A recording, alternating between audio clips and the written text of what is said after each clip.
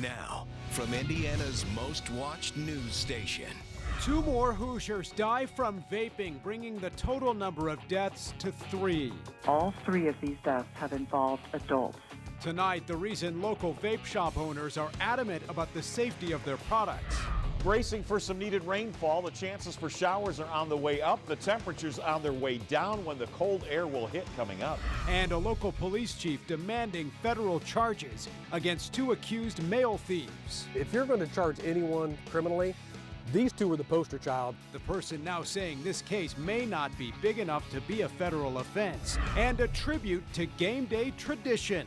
The significance behind these unique uniforms for 2 local universities. Now on Fox 59 News at 10. And tonight we're following breaking news. Firefighters in Hendricks County say an Avon man died tonight in a fire in this mobile home park. Hoarding conditions reportedly slowed down their response time. That fire happened just before 9 p.m. on Oxford Drive. Firefighters found the man in front of that home, pulled him from the burning building, but sadly officials declared him dead on the scene. They say a lot of clutter there made it very hard to put out the flames. We found the gentleman pretty quick, but it took crews a little longer to get to the back. We had to stretch another line over to the back door on the other side to try to get into the back. Crews say it's still too early to tell exactly how the man died, but they believe smoke inhalation may have played a role in his death. The sheriff's office is now working to contact the man's family. An investigation into the cause of that fire is still ongoing. Developing now 2 more deaths in Indiana being blamed on vaping, bringing the total number of deaths to 3 in our state. Indiana officials now warning everyone to stop using vaping products, especially if they contain THC. This 31-year-old woman from southern Indiana died last month. She was the first vaping-related death in the state. Her father says she vaped THC to control her pain.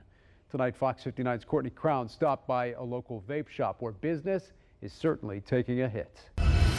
It has absolutely affected our business. Our business is down at least 50%. People are scared to vape. Jamie Rakes says e-liquid vaping is bearing the brunt of the serious health issues reported by the Indiana State Department of Health. The Centers for Disease Control says most patients with lung injuries, not all, do report a history of vaping products containing THC. But Rakes says that's not what you'll find in her store. So what is your understanding of what is the problem right now that we're now seeing these deaths? What's your understanding of the problem? The problem is black market THC cartridges. People are buying them on the black market because they're illegal in the state of Indiana and they're easy to obtain on the streets. 2 more people in Indiana are dead, and the state health department says it's vaping related, but wouldn't confirm it's related to THC cartridges. The state health department says people need to stop using the products. I urge anyone who is vaping to consider stopping, regardless of whether you're vaping nicotine or THC. Rakes argues people know what is in a reputable product. So the manufacturer of this liquid has to put the ingredients on the bottle. It has an ELM number, which is the Indiana permit number, to be able to sell to the state of Indiana. The CDC says of 573 patients reporting that they vaped 3 months before experiencing symptoms of lung injury, 76% say they vaped THC. State health officials say this is a rapidly changing situation and to be vigilant of the products being used. E-cigarettes and what's happening on the black market are 2 different things. On the Northwest Side, Courtney Crown, Fox 59 News. Courtney, thanks. The Indiana State Department of Health says they're investigating 75 cases of severe lung injury. The majority of people affected are between the ages of 16 and 25. New developments tonight. This Johnson County man is now formally charged with attempted murder and criminal recklessness with a deadly weapon. New court documents say Jonah Henderson opened fire on a man and his girlfriend earlier this week because the guy sold him fake marijuana 6 years ago. Henderson says he recognized the man inside a Greenwood gas station, then followed him home and started shooting at him. He faces up to 46 years in prison if convicted. A couple arrested last month for stealing mail from more than 30 people will not be facing federal charges. These 2 people, Tracy Hill and Eric Myers, were accused of going through Yorktown neighborhoods, stealing mail, then using that information to steal people's identities. Tonight, Fox 59's Brett Cass shows us the trouble these 2 could be in now. Last month, this Yorktown neighborhood was on high alert after mail started going missing. It had all of my information on it. This woman was expecting a new driver's license and a $529 check for her son's tuition, but that never came. It was really kind of scary. It was a terrible feeling to think that somebody is stealing your identity or attempting to. Police say they found those items along with mail from more than 30 others in the hands of Tracy Hill and Eric Myers. They were arrested last month as they were driving around the same neighborhood late at night. In their car, police say they found stolen mail along with meth. This isn't some 16-year-old kid taking birthday cards out of a mailbox. This was a couple that had a criminal operation going on for at least 2 weeks, 3 weeks, maybe even longer. Police say the couple used the mail to forge checks, create fake IDs, and steal identities, resulting in thousands of dollars and dozens of victims. For a little town like Yorktown, it's a huge deal, and I take it personally, just like all my officers take it personally. We all live in this town. Most of us graduated from Yorktown. We know these victims, and it's a big deal to us. However, Chief Todd St. John says federal charges will not be filed against Hill or Myers, meaning it will have to be handled locally. It's ingrained in your head when you're a kid. You don't mess with mailboxes. It's a federal offense. You don't. Well, apparently it's not. Apparently it has to be so big or so important before it is a federal offense. Yorktown police initially arrested the couple on charges of theft, identity theft, counterfeiting, and possession of meth. And official charges are expected to be filed in Delaware County soon. I mean, it's scary to think that it was that easy for them to do it. Meanwhile, this woman goes back to her mailbox multiple times a day and checks her credit score daily, knowing how much of her private information was taken. It is kind of scary, to think that they have this information and they're out there still. In Yorktown, Brett Cast, Fox 59 News. We also spoke with someone at the U.S. Postal Inspection Service earlier today who said they were assisting Yorktown police in the investigation. They agreed not to file federal charges. The Yorktown chief says that isn't how he remembered it.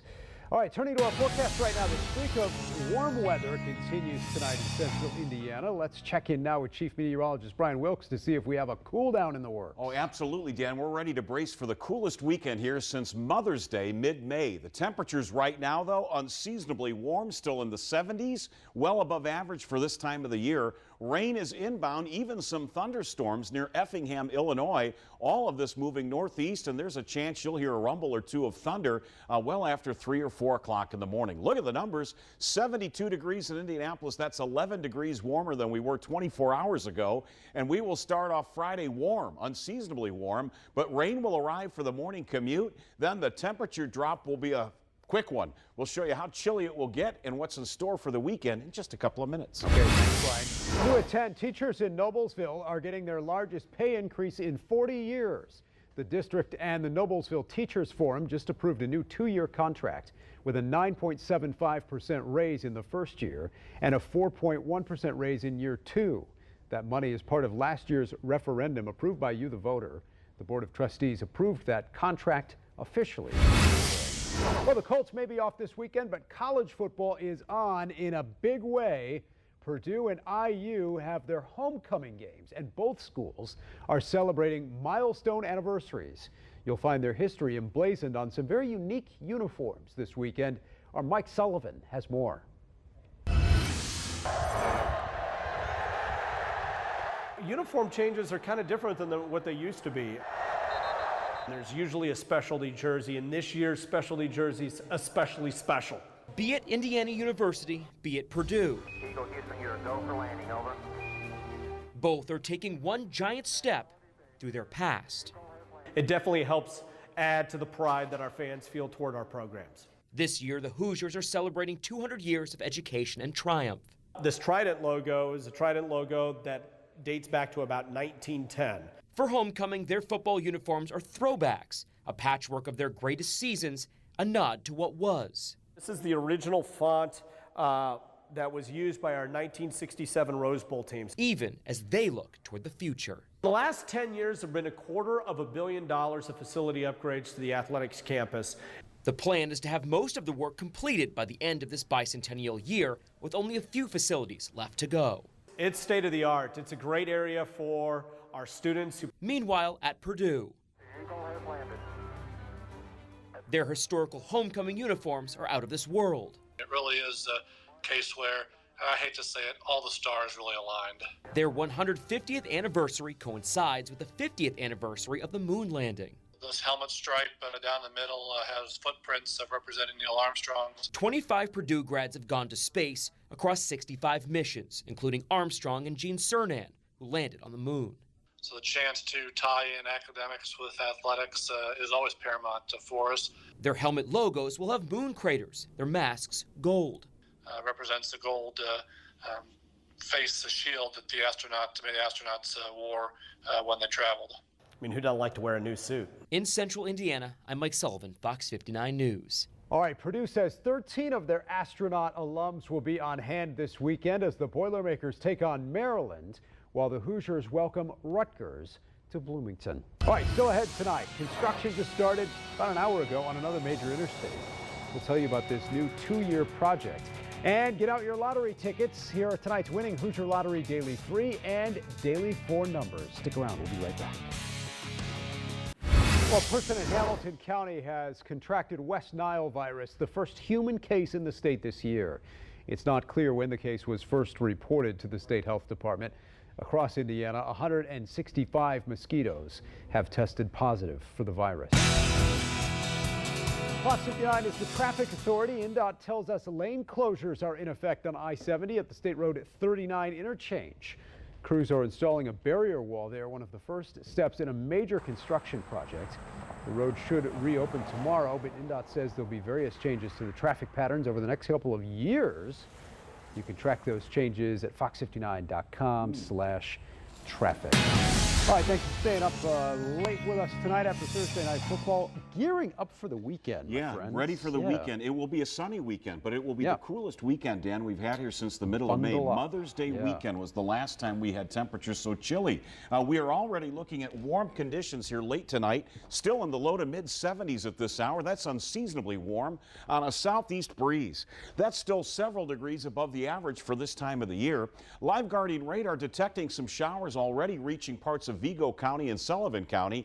And look at the movement over the last 3 hours. Some thunder and lightning too. These are not going to be widespread, but it's certainly a possibility. You'll have at least a clap or two of thunder before sunrise. And plan on some wet roads for the morning commute. Look at the numbers. We'll still be well in the low 70s beyond midnight and even into the early morning hours after a high temperature of 83 Muncie, 81 Bloomington, and 78 in Indianapolis. That's 32 consecutive days above average. Normal high is about 67 degrees. The winds are southeast, but the winds will be changing direction as this area of low pressure and this front approaches. And behind that front, there's some real cold air, the bulk of which will be sheared off and sent back into Canada, but we'll get a lot of that cooler air swinging in tomorrow night. In the coldest sector of this storm system, over 2 feet of snow have been reported in western South Dakota. Winter storm warnings are still in effect, but we're on the front side and expecting the rain to increase in coverage and intensity before the morning commute. This is 8 o'clock in the morning, and there are showers that are inbound that will likely make it a little bit tricky for the morning commute just because we haven't had much rain. And the rain showers will come in waves. There may be a little bit of a lull here from about lunchtime through early afternoon. Then the front will surge in from the west. That will increase the showers, a couple of more downpours by 8 p.m. Certainly an impact for the area high school football games. But note the clearing line already reaching the state line by 8 p.m. Friday. That is the jet stream pushing the front quickly east. The skies clear out, and by Saturday morning it's clear, but it's much, much cooler. We need the rainfall. This will be the largest single-day rain that we've had here in central Indiana since August. The rainfall numbers are pretty consistent with a range of about 1/3 of an inch to up to 8/10 to almost an inch of rain. That averages out here off of our several machines of about 2/3 of an inch of rain in Indianapolis. But plan on the rain to be in the area at daybreak. Likely one surge to about 60% coverage before lunchtime, a little bit of a lull. Then it picks up again in the evening. Again, an impact for area high school football games, absolutely. But then this 100-mile-per-hour jet stream comes roaring in overhead. The winds will be strong all weekend long. But beneath those jet stream winds, the skies will be clear and the temperatures much cooler. In fact, Many areas will be down into the upper 30s by daybreak on Saturday. More of a seasonal chill definitely coming our way, considering we've only had 3 nights officially in Indianapolis go below 50 degrees so far this season. Average by now would be about 11. We're not acclimated to the chill that's coming our way, but we will get into it quickly this weekend. Clouds are on the increase, spotty showers, a chance for a thunderstorm before sunrise. Temperatures remain steady in the high 60s and low 70s until the rain really cranks up. And then the winds will shift tomorrow night, and that strong southwesterly breeze will actually usher in colder air. We'll drop to near 40 degrees, if not the upper 30s, by daybreak Saturday. Windy all weekend long, a chill in the air Saturday, but easing on Sunday and warming back to near 70 on Monday. New rains arrive on Tuesday. Okay, thank you, Brian. House Democrats issuing a subpoena to Energy Secretary Rick Perry as part of the impeachment inquiry. In a letter, lawmakers say they want to know if he played a part in, quote, conveying or reinforcing the president's message to Ukraine. The House is investigating a whistleblower claim stating President Trump pressured the Ukrainian president to investigate presidential candidate Joe Biden and his son. Perry has met with the Ukrainian president at least 3 times while in office. He says he asked President Trump to call Ukraine about energy policies, not about the Bidens. Democrats say they believe the president is using the office for personal gain. But today, Indiana Senator Mike Braun told us he thinks the Democrats' investigation is politically motivated. I think there's not enough there. I think they're focus grouping themselves into trying to build a case, and the transcript is a transcript. The American people have the right to know if the president is acting in their interests. Earlier today, we learned 2 associates of the president's personal lawyer were arrested on charges of violating campaign finance laws. House Democrats have already subpoenaed them to testify. Investigators say the men engaged in political activities to remove the former U.S. ambassador to Ukraine from her post. I'll have much more reaction to the impeachment inquiry coming up Sunday in Focus. It airs at 9:30 a.m. Sunday right here on Fox 59. Well, new numbers show just how much money Indiana made on sports betting this month. Any guesses? We'll have the answer coming up next. The Marion County coroner has identified a woman found dead this morning as 74-year-old Mary Nicholson. Police found her body in a car parked on Mithofer Road. It's not clear how she died. An autopsy is scheduled for tomorrow. This former Marion County deputy prosecutor is pleading not guilty to charges of criminal confinement, strangulation, and domestic battery. Jeremy Johnson appeared in court today. He's accused of attacking his ex-wife.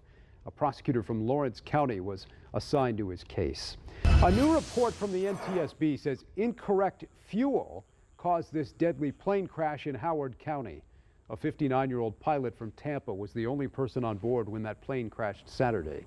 He reportedly asked for jet fuel, which was not the correct fuel for his twin-engine plane. New information, a developer is calling the city of Indianapolis's plan to take over $1 billion property using eminent domain, quote, problematic. Ambrose Property Group also says the city's plan violates the contract they signed last year. Last month, the developer scrapped a $1 billion redevelopment plan at the old GM stamping plant on the city's south side, announcing they intend to sell the site. The city says it hopes to reach a deal so the original plans will come to fruition. This massage parlor on the north side will remain closed after no one from the business even showed up to a court hearing this morning. The owners of Models Massage were denied an operating license after the business was raided over the summer. Court documents show 2 employees engaged in sexual activities with an undercover officer. The business cannot appeal that case again. Happening right now, IMPD needs your help to find this missing man. His name is Elijahwan Brookins, and police say he may need medical assistance for epilepsy. Brookins was last seen Monday at his home on North DeQuincy Street. If you've seen him or know where he is tonight, call police right away. And IMPD needs your help finding this man. Matthew Rhodes was last seen a week ago in downtown Indy. Officials say he's prone to seizures and may require immediate medical assistance. Call IMPD if you know anything about this. New numbers from the state of Indiana show we raked in more than $800,000 in taxes from sports betting in the first month it was legal. Statewide, Hoosiers bet more than $35 million on sporting events. Indiana's casinos paid out more than $8 million in winnings. Well, new information tonight. Purdue faculty, staff, and students will not be able to gamble on sporting events involving any of the university's teams. The Board of Trustees just approved that new policy. It applies to bets placed worldwide and online. Faculty and staff could be terminated for breaking the rule. It's not clear how the school plans to enforce it on students. A Hamilton County woman is now running for Congress. Beth Henderson announced her candidacy today in this new video. I'm ready to stand strong for the Hoosier values of hard work, fiscal responsibility, and constitutional rights in Washington. In that minute-long video, Henderson calls herself a lifelong conservative. She's running to fill Congresswoman Susan Brooks' seat. She is not seeking re-election. Brooks, a handful of candidates on both sides of the aisle, are also running in that race. I'll have much more on the race for Congress coming up Sunday morning on In Focus, 9:30, right here on Fox 59. Don't forget, Fox 59 is also hosting the next Indianapolis mayoral debate this month. Join me and the candidates Monday, October 28th. You can submit your questions online at fox59.com. Well, the polls have closed at the Indianapolis Zoo, and the name of the new Atlantic bottlenose dolphin calf is Maui. That name won with about 52% of the vote on Facebook. The zoo tells us Maui has not made her public debut yet, but we're told that's going to happen soon. Nice. It's a great name. I love the it. Dolphin Show is great at the zoo. It really is. You've got a lot of work ahead of you with the There's a lot going on. I think we may have to expand In Focus. Like to an hour, maybe? I think an hour so. or two? You've got a lot to do in there. It's a busy time. It's a very busy time. No We're going to be a little it. busy in the weather department I too, think Dan, but we're going to so, get back yeah. to some sunshine this weekend. A very mild Tuesday, but the temperatures are going to take a sharp drop in the Saturday morning. Windy but cool. All right, we'll see you tomorrow.